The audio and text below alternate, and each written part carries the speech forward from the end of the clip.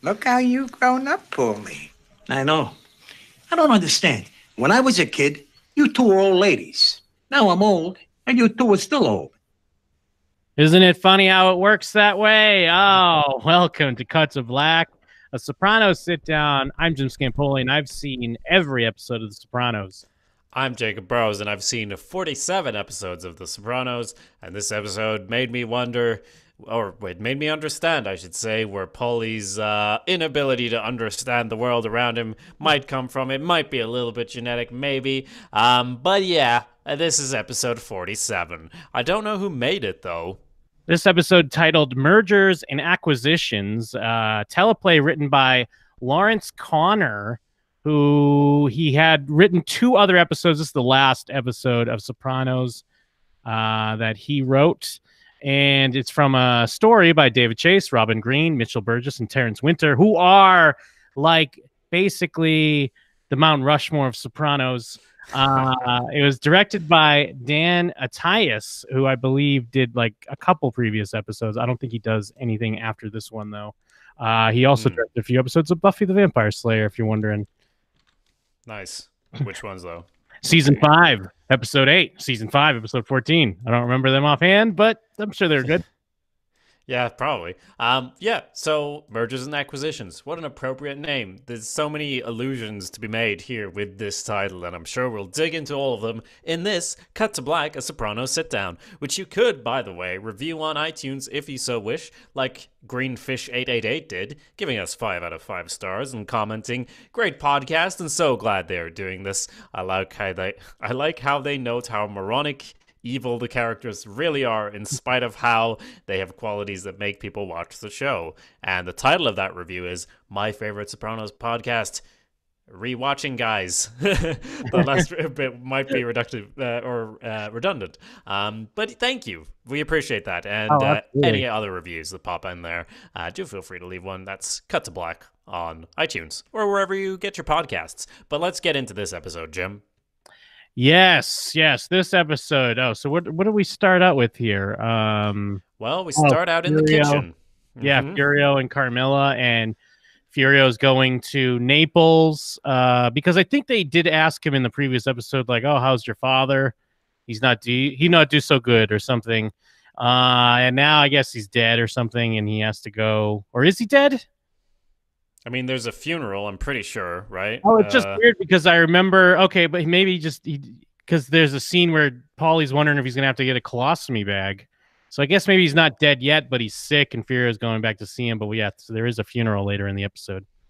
Oh, yeah, no, you're right. I wasn't completely sure. I mean, it's obvious something's wrong with his dad, and Tony comes down like, "Hey, why are you still there? I thought you were flying out to Naples." And Furio's like, "I'm sorry, you'll have to get someone else to drive you." And Carmella's just giving him coffee with lots of cream and sugar. But yeah, I guess he's doing all right. Because he's doing the thing of where you try to, like, we have to go do something that sucks. So you like, "Oh yeah, no, I need to bring Tony those shirts from Patsy's guy or whatever." And Tony's like, "What are you doing? Just go." Yeah, just go. It's cancer anyway. He mentions it's cancer doesn't respect anything, he says. And yeah, so now Paulie's driving Tony, and he's driving him literally and figuratively up the wall. I mean, he's not literally driving up the wall, but figuratively he's driving up the wall. Because he's talking about colostomy bags, and I think what he's still talking about Green Grove as well, which clearly do not bring up to Tony. That's a sore subject, okay? It's a retirement community. Yeah, exactly. Yeah. It is a retirement community. Maybe it's not a funeral. Maybe we'll get into that later, because, yeah, there's the bag and all that. We'll see. Either way, Tony's playing golf with this guy who is his lawyer, right? Yes. Yeah, then it cuts to him golfing with his lawyer, because we're back on this again. We've seen this before. Tony's back on his "I'm not involved in anything anymore." And as we see throughout this episode, like, we've kind of gone through this before. We're going through it again, where Tony is bored and kind of doesn't have anything to do because he loves crime so much, and he can't do crime at the moment. And as far as the power structure, he says, like, "Oh, I'm going to be speaking through my nephew." And the guy's like, "Good." And he's like, "Plus Sil." And that seems to be the thing. It's like Silvio and Christopher. They're the guys running the show. Polly Walnuts a few seasons ago, I would have gone like, yeah, of course, it's Polly Walnuts and Syl. They would be the guys running the show. But Polly Walnuts is busy at the retirement community trying to make things right, sending people after principals and things like that. Yeah. So he's got enough going on with him. But yeah, like you mentioned, they're playing. They're playing golf, and he talks a big game about separating himself, but then he calls the payphone and calls from the payphone, tells Christopher all this stuff he's got to do. Is this where he writes it on the pillow? Yes, he does.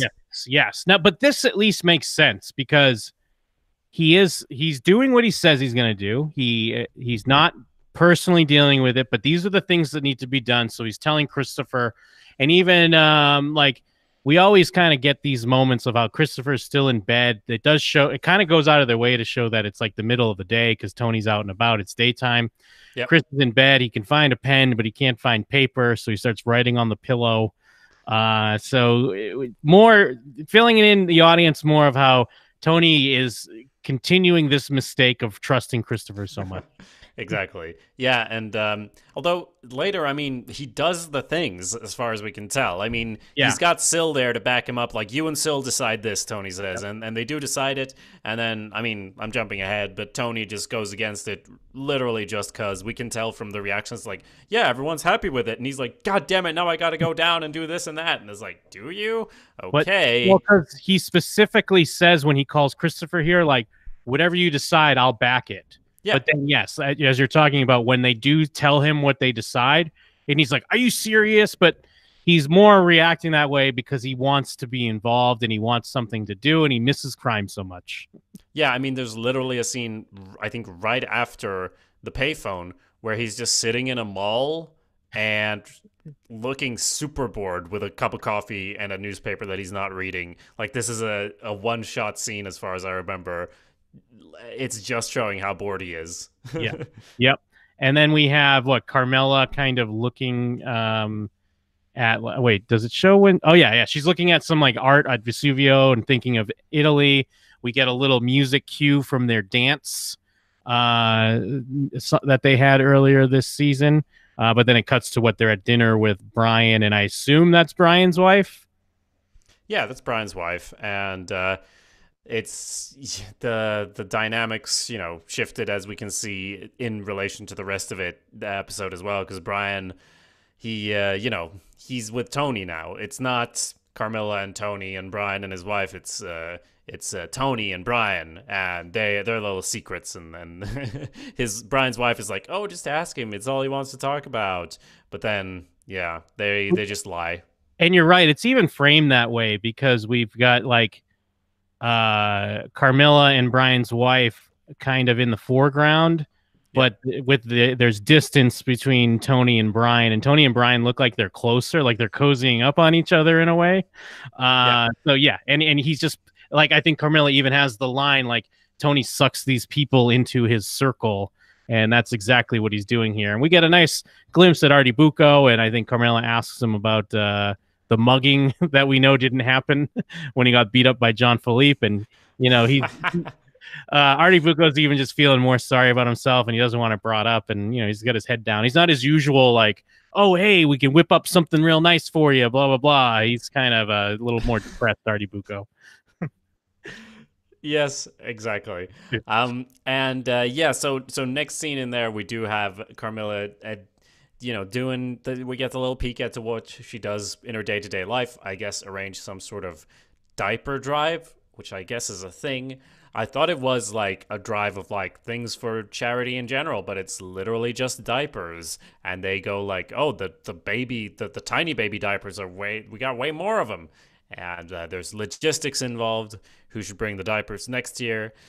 And I'm not surprised that Carmilla's like, I need to steal money and reinvest it. This is the most boring life I could have chosen. Obviously, she cares about her family and all that. But part of it is also like, I want more agency. I can't even decide what diapers I'm going to give to charity.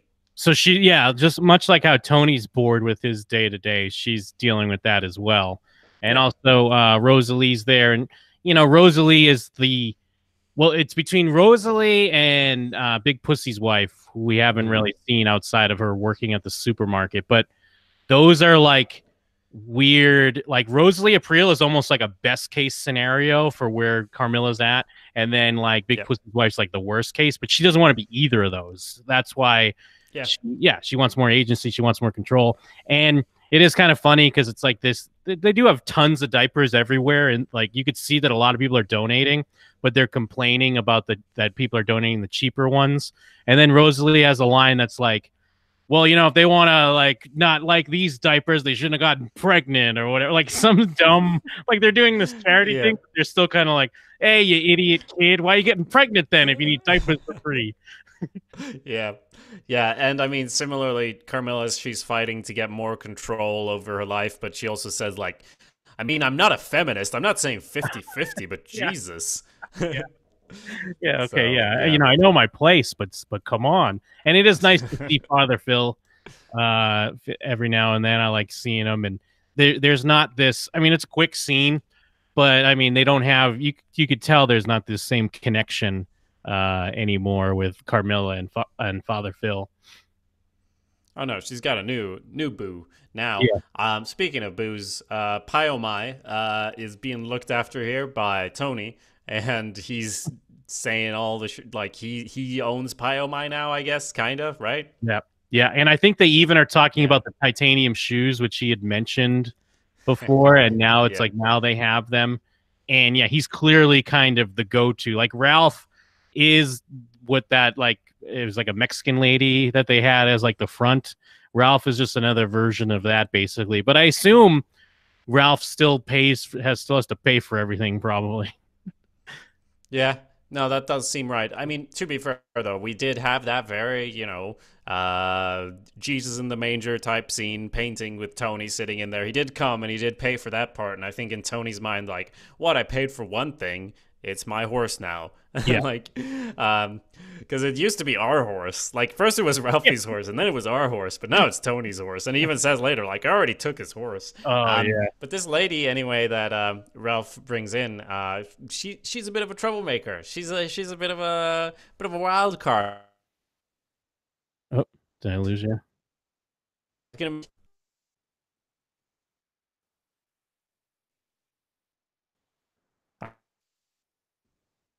I'm losing you. Yeah, something's fucked there, I think. Can you hear me now? Okay, now I can hear you. Don't worry, we'll edit this all out in post. Oh, will we, though? Will we remember, though? That's the question. Anyway, I was saying this lady's a bit of a troublemaker. She's going to make you step in that horse dew and tell you it's lucky. Yes, yeah. Valentina La Paz gets brought in. Ralph's Guma, or I guess he doesn't. It's not Guma because he's not married. Well, no, yeah, he's not married. He was with Rosalie. Then he broke it off with her, and then Janice kicked him down the stairs. So I mean, basically like his girlfriend, and she's a firecracker. She's Italian and Cuban, and she likes pranks. She makes him stand in shit, and then I guess apparently that's good luck. And now, why aren't you guys always constantly walking in shit? Then it has to be an accident, and it's just a perfect opportunity for her to, flirt and talk to Tony, and they have their little like moment there. Yeah, I mean, and it was almost like I went, has she been in this before? Because she's immediately like, oh, hey, Tony. And I'm like, did you meet Tony before? And like, yeah, I know he has his weird charisma. I mean, he is a very charismatic guy, but like, these ladies are really like, even Gloria was like, oh yeah, I'm super into you immediately, which I guess, fair enough. I mean, he's got charisma. He's in the news a lot. So, he's famous. That's good. And, he's going to buy your ridiculous horse portrait. So win-win. Yeah, I guess it's just like a moth to the flame. Tony's that forbidden fire. And he's a big hulking brute of a man. Just a piece of beef. But then we got Paulie and his mom at Green Grove. And they cut in. She's okay because they're just like moving her in, right? This is when she hasn't been there yet, so they're finally bringing all her stuff. Got a picture of Paulie right on the nightstand there. Just like at home, man. He puts his own picture there. Oh, it's great. And then they're talking about like, oh, your friends are here, and they come out and meet the friends, and then she leaves and they go like, just let your mother know she's not going to be sitting with us, please. Cookie. That's her name. Yeah. Yeah, we start getting into the politics, the inner workings of Green Grove and how the cliques work. And I think even the director says, this place is kind of like high school. And I guess that does make sense. And she's, I forget the line, like before they walk up, she keeps asking about something. Shit. I should have had a note on it. Like what? What sort of thing? Because she asked Paulie about something. He's like, for the 5th time, yeah. It's something about the shower or something or other, but whatever. Yeah, I don't remember, but I just vaguely I recall what you mean. She gets a button to push if there was an accident or whatever, and she's happy that Cookie's coming. I don't know what she's asking about for the Let me 5th just time. play this real quick. Okay. Paulie, did they bring my bath mat? The 5th time, Ma. Yes. Yeah, that's what it is. They bring my bath mat. See, this is how you get a lot of character packed into just a couple of sentences there. Did they bring my bath mat for the 5th time? Yes. That's beautiful. What is a bath mat anyway? I guess like a towel. Yeah, it's just you put it kind of down like outside the shower there. So when you step out, like even though you're drying yourself off, you're a little wet, kind of goes on the bath mat, keeps the floor dry. They do get dirty, obviously, after a while. But, I mean, at the worst case, if they forgot her home bath mat, I'm sure you could just get one. I don't think it's not very important. But, yes. And you could – it's fun. It's great because you totally get it, like, because it does seem like she'd be a nerd. Like, say this was just high school. Like, she would be the nerd, and they wouldn't want to hang out with her. But now it's just, the old folks' home. And, Paulie's not gonna stand for that. Yeah, very true. So, meanwhile, Tony is installing a home cinema somewhere in the house. Big screen, and it could play bagpipe music very loud, which, again, I do feel like, I mean, that very bit of it, when he's sitting down and the bagpipes are super loud, I don't think they were playing that for him as he was acting. It's like, oh, there's music playing now, because they put in this bagpipe music that I don't think he would be smiling that broadly at. Maybe I'm biased because I used to walk to work and there was a guy playing a bagpipe. You don't want to hear it at 7 in the morning. Just shut up with your bagpipes. But hey, that's just me. Well, plus it's also like, I take this personally because I kind of have like a home theater setup. I mean, it's not. I mean, I guess it's almost on par with Tony's. On par with Tony's. I have like a projector.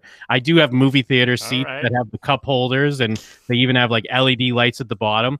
But in a weird way, you nerd, you fucking nerd. Yeah. You would be the nerd at Green Grove, Jim. Yeah, because in a weird way, what they're saying is like Tony's doing this because he's bored, and it's almost like it's this weird bored midlife crisis. Like, all right, I'll build a home theater, but then he's just sitting in it by himself, like no one else is enjoying it with him. Yeah, falling asleep.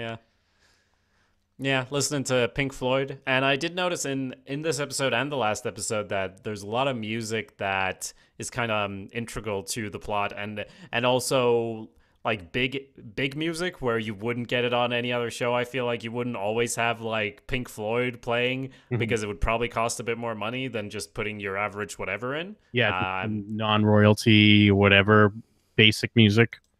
Yeah. But yeah, he's watched, like, continuing the theme of last week of watching too much television. He's just watching stuff and looking pretty bored. Watching The Fugitive, I believe. Yeah, that's it, isn't it? I think so. With his home popcorn machine, and that's when he decides, fuck this, I'm gonna go. Real quick, I also have a home popcorn machine. It was given to me as a gift, but I do have one. Is it one of those big ones like that one?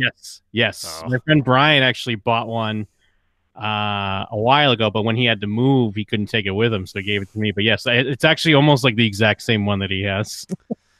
All right. All right, with your riches, do you also have $1,000 hidden in the fucking bird feeder, you piece of shit? And do I also walk around? I watch my movies on I watch movies on a 13-inch laptop, so you can go fuck yourself, Jim. I mean, like, yeah. No. Yeah. Sometimes you're gonna go buy a horse painting next week, piece of shit. Sometimes I don't want to watch movies on my 150-inch screen, so I just settle for my 65-inch TV. Like, I'll watch it on the little TV. Fuck you. No, for real. I can't afford a TV. Yeah, so, okay. He buys a horse, painting for $6,000. These paintings are very good. I don't mean to be like a snob about the art world, but these are not good horse paintings. I mean, they're fine, but they're not $6,000 paintings in my opinion. Yeah, they're just kind of like basic ass, yeah, and they're like all horses, like every painting in the dumb place that they go in. And yeah, it's all concerned about making sure they crop out Ralph because he's even just take this guy out. And it was like, well, we could just take both of you out and just keep the horse. He's like, well, no, just take him out because it's my horse now. Well, two things. This guy is smart, the artist, because he is right. It would be better for the composition to get Ralph out of there because Ralph's blocking the horse. But Tony in there, he's fine. Second thing is, this guy's a genius because it's a great business model. Paint average horse paintings because people who own horses, they have too much money, so they're gonna buy your shit paintings, and because they love their horse, they don't care. The art is not important. The horse is the vehicle that you're selling these paintings with. This is what I need to do to get my own home TV cinema set up. Sell horse paintings. I gotta go, Jim. Maybe I'll talk to you next week. Maybe not. Exactly. It's quite a racket. And then Tony just pulls out a big wad of cash, just gives it to him right then and there. And then they not so subtly are like, oh, maybe we could stop somewhere, get some food. And that's when Tony gets it on. I guess we haven't seen... Well, I mean, I guess we can assume Tony's had some chicks on the side. We haven't really checked in with Tony and his girls since Gloria. And she is kind of a Gloria type. Yeah. No, I was going to say this is Gloria Trillo 2.0 as far as I'm concerned. A bit more laid back, like not quite as high strung. But yeah, very kind of similar. Both sort of in looks, but mainly in like she's like, that's what makes her interesting. She's a bit different. You're gonna go to the zoo, you're gonna step in horse shit. It's life's an adventure. And I didn't quite notice it in the episode. I didn't pick it up, but I was reading the Sopranos sessions, and they make a point that I guess and the show does kind of point out that she's not really an art broker. Like, they're acting like she's an art broker, but when he calls her at work, she just like works at a framing, like a place that frames art. So she is more, Yes. She kind of carries herself like, at least Gloria was like kind of a more higher up independent, like businesswoman. And this Valentina carries herself that way, but she's still just kind of just like a clerk at a framing store, basically a high end one. Yeah. Well, yeah, someone's got to sell those frames. And like, how else is that guy gonna get the horses all nicely framed? Composition's got to be good, but the framing's got to be even better. And she's like, "Oh, I lost a nail," and you're like, that won't come up again later because it was just a comment at the end of the scene for no real reason. Probably won't come up. And then he writes a card like, "Oh, it was great. See you later, babe," and sends her some jewelry, which is kind of weird. And then he rewrites the card, saying it was sweet. Pretty funny, I thought. Yeah, because I think he writes "Love, Tony," and then he changes it and writes "Sincerely, Tony" or something like that. And we can see in the hotel, she does play a prank on him with the old salt prank. And Tony doesn't quite enjoy it as much when the prank's on him, but it is kind of that feisty, like, different, like something different that he is looking for. And again, things going on with food, because Gloria threw a steak at his head. He's threatening to throw a steak out the window. Not steak, breakfast, I guess, an omelet. But at least some more sex. Like, let's just have some sex again. Yes. Good day all around. Good day at the horse track, so to speak. And yeah, so we see Polly's mother playing blackjack, taking a hit when she shouldn't, because she was hoping for a 3. Yeah. It's so great, yeah, because I mean, I when I first came to Vegas as a young lad, I definitely was playing blackjack wrong, but yeah. I wasn't hitting on 18, and it's like that was my 6. I would have had 21. I was hoping for that 6. Well, I was hoping for a 3. Yeah, good one. Yep. And meanwhile, Tony has brought some of that feistiness from out in the world back into his home life, because he pours cold water on Carmilla in the shower because he has had an aneurysm and thinks this will go down well. And he is told then that, and we find out, hey, this isn't the first time you've pulled this trick, so it's not even original. You did this on our honeymoon, and I made you promise never to do it. And it gets all serious, and I think in her eyes you can see that, oh, he's actually trying to be like playful. He fucked it up, but like I feel a little bad for scolding him, but also I'm pissed off. Yeah, because I feel bad for Tony because the fact that when he first does it, I'm like, oh, he thinks he's a prankster too. But when she brings up that he did it in the past, it almost comes off as like a sweet, like, oh, Yeah. remember the times. I mean, what's their honeymoon? I think she brings up. Yeah. And yeah, understandable for Carmilla. I mean, Tony hasn't been the best guy, so I get why she's uh, not all welcome to his pranks right now. But he is kind of going for a playfulness in their relationship that does seem to be missing. Yeah, and I feel like when she's getting out of the shower and he's just like, "Oh, what?" Like there's an unwilling smile on her face, kind of. It's pretty Mhm. well acted, I thought, because it's kind of like, "What did you do?" And then it gets more serious when he's like just joking around still. So yeah, he gets that shut down quite quick anyway. Meanwhile, Polly goes off to school to talk to Cookie's son, who Yeah, is the principal, and give him a carry-on luggage bag, I guess. it's Uh, it's so great that he just because I'm like, why does he have that bag? And he's like, here, it's for you. And it's like, well, I can't take this. Like, come on, I got plenty of them. It's such a like mob thing. Like, oh, we'll give you a gift because it's not like this costs me any money or anything. Here's some luggage. Come on, it's great. What are you gonna insult me by not accepting this gift? And then it almost yes. is this assumption of like, remember when I gave you that luggage? Why are you not doing the thing I asked you for, even though you didn't ask or want this luggage at all? Yeah, yeah. Um, and it's not even that expensive getting one of them. Yeah. But yeah, he just brings it like you said, just cause. And he brings up how it's. I don't blame your mother, Cookie, but blame that mini matrone. She's a malignant cunt, and he's like, oh, interesting. Because he's basically being told your mom better be nice to my mom, or I'm gonna beat you up. And this is like such prime example of like, oh my god, I forgot how much I missed Paulie until we're going Yeah. on this side adventure of him trying to get his mom to sit at like the cool kids table at Green Grove. And Mhm.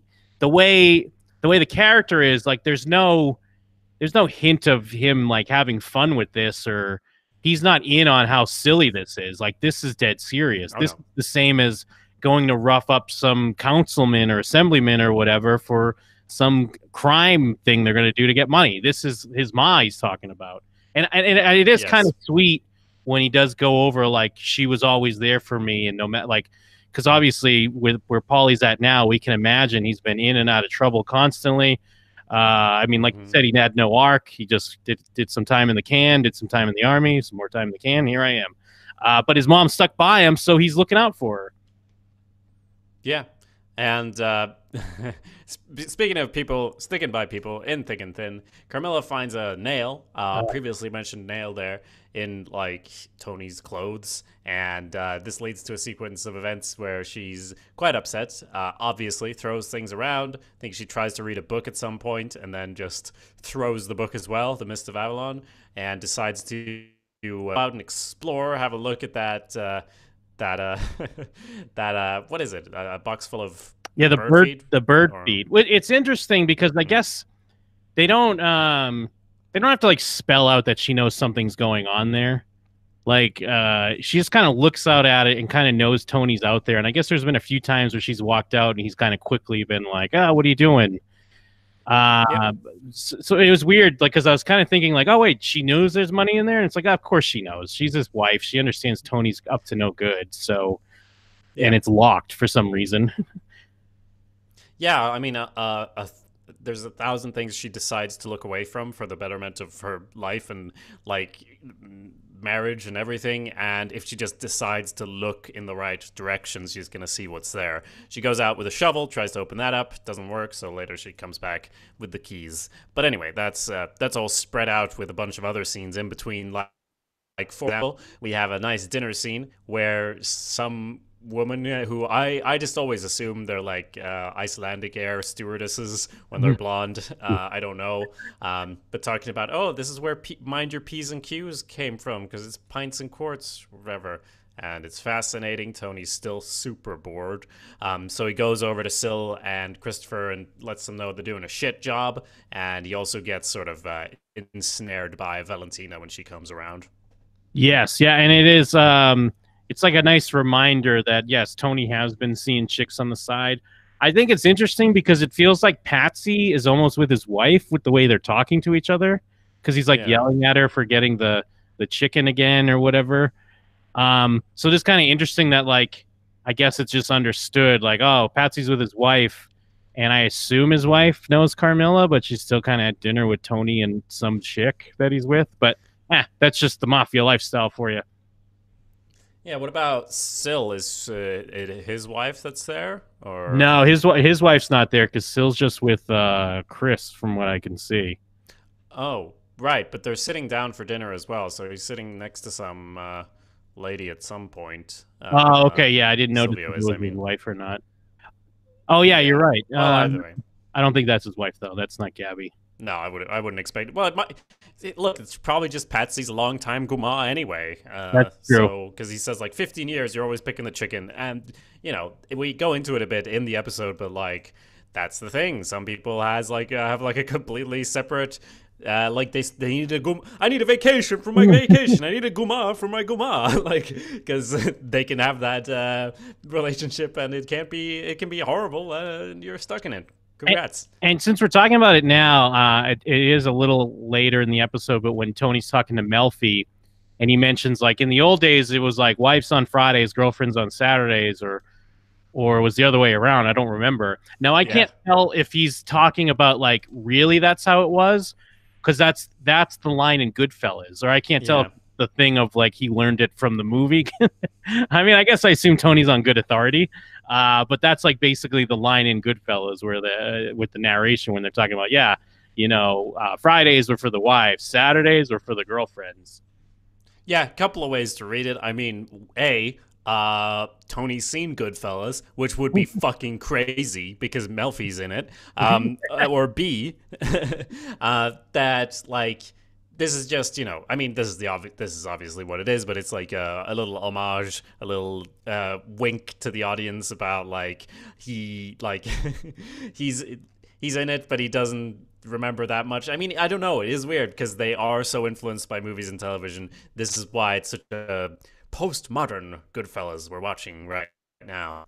Yeah, and Tony's definitely seen Goodfellas because we never got what his thoughts were, but Father Phil asked Carmilla, like, what's Tony's take on Goodfellas? But then I think someone rings the doorbell. And did he actually?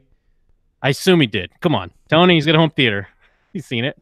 Yeah, but like, did he actually ask him, Father Phil ask him about Goodfellas? Because that hurts my head if that's the case.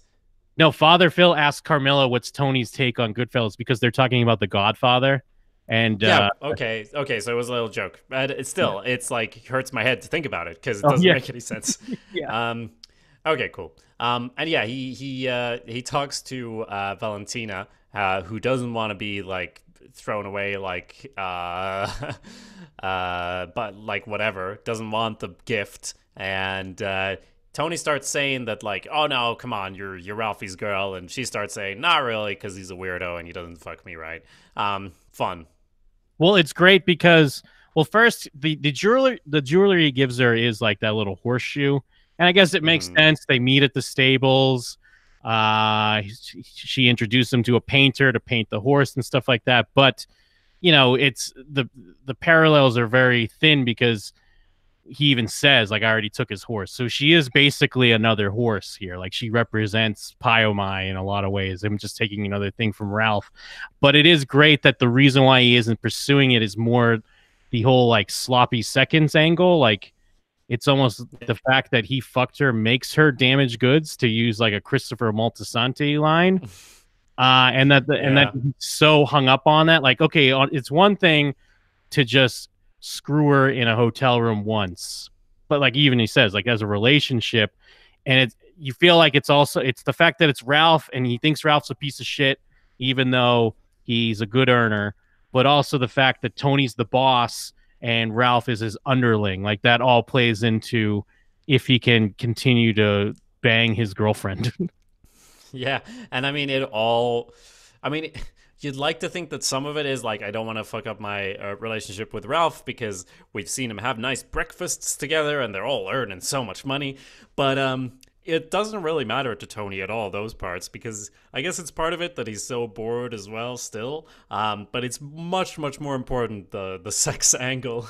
Yeah. Because it's like, that's when he like starts paying attention, like, what, he doesn't fuck you? And she calls him the next day even to tell him more about how Ralph does not have sex like regular people, and says that, what is it that he did, like, oh yeah, drip candle wax on his balls, and then he went and pleasured himself in the bathroom, and she's like, look, I'm no prude, but like, what the fuck, Tony? And Tony's really, I mean, like anyone would be, you're both intrigued and repelled when you find out about your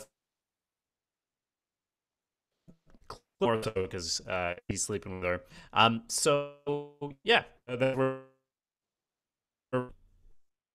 Hold on one second. Yeah. Go ahead, talk again. It's all right. I'm making notes on the timestamps. What? Can't really hear very well. Something's fucked. All right, let's reconnect real quick. I'm gonna close out and then reopen it. Wait, does that work? Or you close out and then come back in? Okay. I can't really hear you. Oh shit. Do we just make a new one? I don't know. What's the best case here? I don't know. Well, I mean, we can snip this out of the YouTube or whatever. That's fine. But wait, so it's still recording and everything? I mean, we good? Yeah, I'm recording. I should. Okay, you leave and then come back, just so the room doesn't close. But you think my connections? Well, but I'm gonna do it too. But I don't want to both do it because then I think that closes it out, doesn't it? Yeah, but I'll just stay. I can stay in the room. Yeah, but what I'm saying is I think we should both leave and come back in the room. But I think you should do it first. I will. I'll be right back. Yep.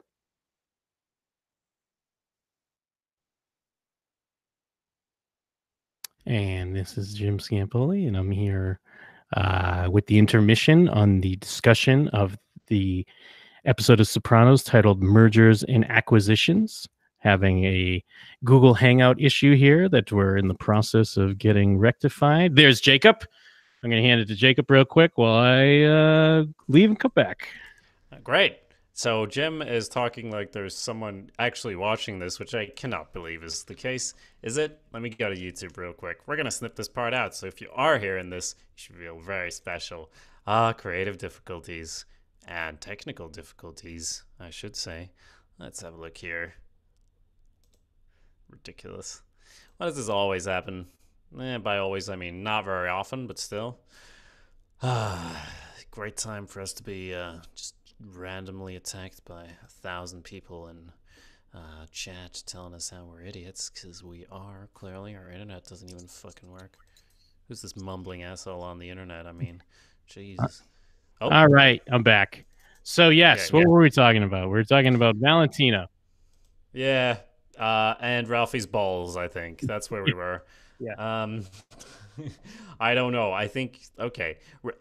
Valentina calls him up to tell him more about the balls and such, and he is intrigued, but he's not ready to proceed at this point. And either way, he has to hang up anyway because his accountant arrived. Sil, who comes in, and Tony's like, do you think Ralphie has a weird thing about women? And I can't believe you didn't pull this clip, Jim. It's such a good clip. Where actually, you know what? I'm just gonna play it real quick. So good. Whoop. Yep. What's that? Let me ask you a question. Think Ralph's a little weird about women? I don't know, Tom. I mean, he picked one of that just for, I forget. I want it again. Maybe you're that's so great. And, you know, it has some weight to it, because why did he beat her up again to death? I mean, I know she was pregnant, but was that the reason? He was swinging around chains and all sorts of stuff at that point. Well, at one, what the hell was the reason? I guess See, we're making fun of Sil, but we're just as bad. I mean, she was she did like say like, "Oh, you think you're a man?" Like she did have a comment like that. I remember questioning his manliness. Yeah. Let me try to pull it up. Okay, well, I just thought it was interesting as well that at one point Valentina says that, oh, Ralph, or no, it's probably, it's not Valentina saying this, is it? I may need to leave it for a moment. Jem, are you finding anything on I'm trying to pull my notes here. Oh, she says "fuck you, asshole" at one point, and then she's like, "Oh, is that how you talk to a man?" And she says, "What man?" And then he goes out. Yeah, because remember, then he goes out and he starts saying like, "Oh, if we have a boy, we'll name him Ralph. If we have a girl, we'll name her Tracy, and she'll be a little hua like her mother." And then I think she kind of hits him, like because he starts laughing at her and like kind of pushing her, and then she hits him, and then he beats her to death. Yeah, cool guy. Yeah. Cool guy, Ralph. And God. So Janice at one point I think says, "Oh, he couldn't even have regular sex if he wanted to." But I mean, he got that girl pregnant, right? So I don't think that happens from just getting fucked up the ass with a strap on. I'm no doctor, but that's that mainly happens in fan fiction. So anyway, let's he has to talk to Melfi about it too. Like, yeah, it is great that we see Tony turning to all these women and asking like these questions, and Melfi brings up cuckolding, which is people like to call people cucks these days, so that's apt. And she just kind of talks in general about how people. It could be something from your childhood, and with the way his mother treated him, and then of course that Tony's doesn't want to hear any of that because Tony's got his own issues with his mother. But it is funny that this is the discussion they have to have in his therapy. Yeah, where's his mental state at? Like, have they discussed that in the past season? That, how he's feeling? Maybe that he beat up someone about his guma? Maybe that's more actually relevant to what's going on in his brain? But yeah, I like that he's like, is everything about everyone really about their mothers? And she's kind of like, yeah, more or less. Yeah. It's a good gif. You should gif that. Yeah, and and then she basically does finally just shuts down like, I can't answer this question for you. Like, I can't tell you if they had sex because that's basically what you're asking. And again, this is another one we drop in the middle, so I have to assume beforehand Tony's just talking about how, I guess there's no crime involved, so I guess it wouldn't be out of realm for him to just say, I took my friend's girlfriend and I've had sex with her and now I'm wondering if I want to pursue this further. Yeah, because he does. He's obviously gotten into that before, and they get into the whole Guma discussion of like wives on Fridays, girlfriends on Saturdays, and all of that. But either way, it leads. That's basically the purpose of Melfi in this episode of going like, yeah, he's a masochist, and that's what a masochist does. Meanwhile, Carmela is watching the news and. She's always watching financials, and she always manages to find the worst thing for her to watch for mental states of seeing like some wife who lost everything because her husband was taking all the financials. So she goes out, grabs the key this time, and gets half of the money in the bird feeder, something like that, and then goes around investing 9,900 at various places. Yep. She must have picked up a thing or two from Brian because she understands. That the IRS would need to be alerted or reported if it's over $10,000. So she has checking off her old list there on where to give the $9,900. So again, I guess it comes down to she took about like $40,000 or so. Real quick before that, Tony does kind of make the right choice because he calls Valentina and decides to hang up. So it does seem like, oh, maybe Tony's learning, although he's making that choice again because he thinks he's getting sloppy seconds from Ralph. But the thing is, not that 40,000 isn't a lot of money, but we know Tony blows a lot of money all the time. He just spent $7,000 on a painting with a frame that he's going to get. So I understand that either way it's a big deal, but it is kind of like you did this yourself, Tony. Like, instead of just setting aside a couple thousand here for Carmilla and really trying to take her seriously, you're building your own problems. Yeah, though I will say, I guess at 10,000 they have to report it to the IRS or whatever. But I feel like if it's Carmilla Soprano doing it, like the IRS is still gonna find out. Yeah. So like she thinks she knows what she's doing, and she kind of does, but like maybe Tony's right in burying the treasure like an old pirate just for now, because they might actually get fucked on taxes like Al Capone. Who knows? So Furio, I'm pretty sure it's a funeral he's at, because there are people with like black veils. They're all in a line, like giving him kisses, walking off.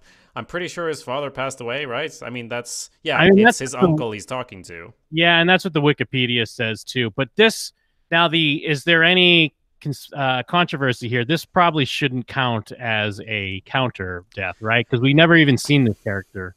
Yeah, but to play devil's advocate, he has been mentioned even in previous episodes. Now he's dead. True. We're at the funeral. Though we have had funerals before where we're like, we don't know this broad. Who gives a shit? Yeah. And then we don't count it. So, and you're right. He's literally never in the show. So I honestly don't know. What do you think? We don't even see him in like an open casket or anything. I'm going to say no. Okay, we'll say no for now. If you disagree, send us an email to showswhatyouknowshow@gmail.com. We'll maybe make some sort of poll. Please do let us know if you think this should count. I think it does, because when we didn't count before, I feel like it was a nothing character that didn't have an impact on the story. And Furio, it is his father, so there's an argument to be made. And if you want to argue it, do send us an email. Yes, I agree. I guess there is an argument to be made, but yeah, the initial ruling right now is no, unless we get all the people flooding our email box saying, "How dare you?" Yes, well, I wouldn't blame you. And so we're actually, getting a look at Naples. Pretty nice photography of this, mausoleum, like this. Well, not mausoleum. It's a funeral. God, I'm an idiot. Graveyard, and it's a nice view of the mountains and all. And he's talking to his uncle, I suppose, saying he's in love with the boss's wife. So, I mean, yeah, okay. So this is happening now, I guess.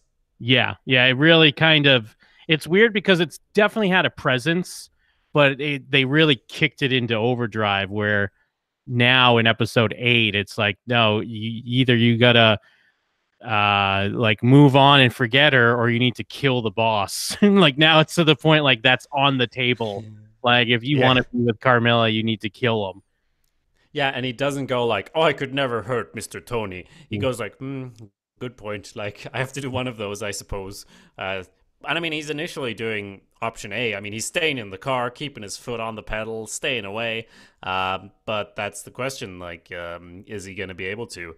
Oh, wasn't it such a great idea that you imported Furio, right? Oh, you need someone with no ties to America. Oh, this is going to be fine. And I guess this is why he was saying, like, oh, immigration might cause problems for me to come back, because he might decide it's safer not to come back. But, I mean, clearly he's coming back. Yeah, and then we have Carmilla watching Mario Batali on TV in Italy.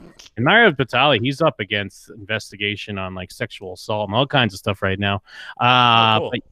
But yeah, she sees him on TV, and I think we get a hint of the music yet again, because that's and I think his ponytail too, right?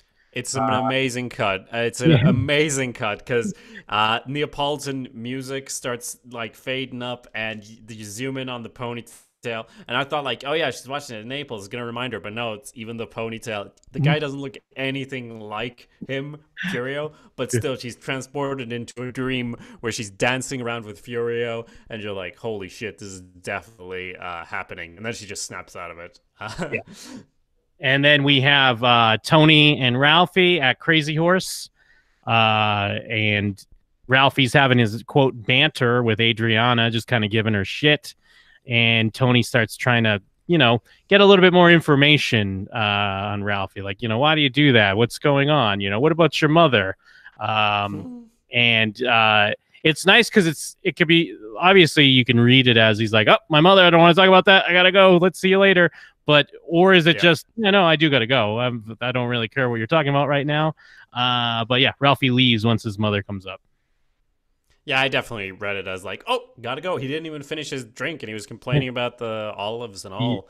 Yeah. So, yeah. So then we do have another scene in Green Grove where Polly gets to find out that his mother doesn't always put her teeth in. And yeah, that's fair enough. That's not great. And she's a tattletale. The smallest infraction she'll tell on anyone. And she's not very adept at making friends. And it seems to be sinking in with Polly, but then obviously he goes this quicker route of just beating someone up. Yes, yeah, because we jumped over a quick scene that kind of set this up where his mother's crying in bed and she wants to go home. And it's like, no, they sold the house. That's not it. This is your home now. I'll talk to the director. And it is nice. It's like, I forget what show it is, where they have a similar scene. And it's like, well, your kid's the smelly kid. And it's like, oh, we have the smelly kid? Like, I feel like that could happen a lot with your kid. Where you're like, why is my kid the nerd? Why is no one likes my kid? And then you kind of realize some of like, I need to maybe talk to him or get him not to be a tattletale and put his teeth in when he goes to school. Well, maybe not. Maybe you just beat someone up or send someone to beat someone up. Maybe a principal, and then beat up the principal of the school. There won't be any more complaints. That's basically what he does. And I guess it kind of works because Cookie gets threatened with like, we're going to have to put you in another home if you don't work this out, which is fair enough from the point of view of the kids of like, your son is getting beaten up and she's like, why do I have to be nice to someone who I don't want to be nice to? And it's like, okay, so maybe some perspective here, please. Yeah, maybe we'll put you in the Salvation Army home or whatever they bring up there. And it's just another hilarious scene when the principal's running through the halls of school and all the students are like, what's going on? And he's just being chased by some Goomba Italian guys. And then we just see him in the next scene. He's got like a broken arm or whatever. Yeah. And it's like, these guys mean business. This is serious business here. Before that, Tony calls Christopher again and, but it's talking like about some washing machines, and Christopher is rightly like, wait, do you actually want to talk to me about this? Like, do you care about the washing machines? Like, oh, you fuck everything up. And then he gets a call from Valentina. And this kind of shows that, in a way, she's a positive influence, keeping him away from all that crime he's been trying to keep himself away from. Yes, and she's, I guess she's broken it off with, she needs to meet him first. Yeah. So she goes to meet him to tell him the story that she broke it off with him. Because what did he want to do? He wanted to do another weird thing, basically. Another weird thing? Well, he has to talk to Janice, if that's what you mean. No. Ralph. Ralph. Yeah, okay, Ralph. She's like, I couldn't take it anymore. It was another weird sex thing that Ralph wanted to do. She finally put her foot down. But this is where Tony Still is kind of like, yeah, but I already took his horse. And that's such a fucking, like, why would you say that? Like, that's like you're just... it's true in a way, but it's also the most insulting thing ever. And it was a leather mask that Ralph brought out. So that's what it was. Yeah. Which I would say a leather mask is, okay, yeah, I guess it's above the level of candle wax on your balls, but still. Well, and I think he stops her. Like, she's like, he took like this leather mask, and she's about to like go in the story, and then Tony's like, I don't need to hear this. Yep. So then he goes to Janice, and like we've said, he literally he spends money on nothing. He spends $3,000 to hear about Ralph's sex life, so he knows if he can fuck his girlfriend or his ex-girlfriend, I suppose. So yeah, he gives Janice $3,000 to tell about all the weird shit, which he does. It's hilarious because Janice is watching like BattleBots or something, and then she's like doing an iron-on shirt of Bobby's Kids, like it says like "World's Best Dad" or something like that. So it's great, just nice little details. Like, oh yeah, this is still going on. Janice is still doing her thing, and also watching BattleBots for whatever reason. And yeah, the fact that he's like, "Where'd you get that number from?" It's what I thought you'd. It's what I thought you'd agree to. And he's like, "Well, you thought right." Yeah, I don't know if this is the cultural thing, but Jim, it's called Robot Wars. In my neck of the woods. Okay. BattleBots, I don't know what that is. But yeah, she is watching that. And Tony's like, "Can we turn this down?"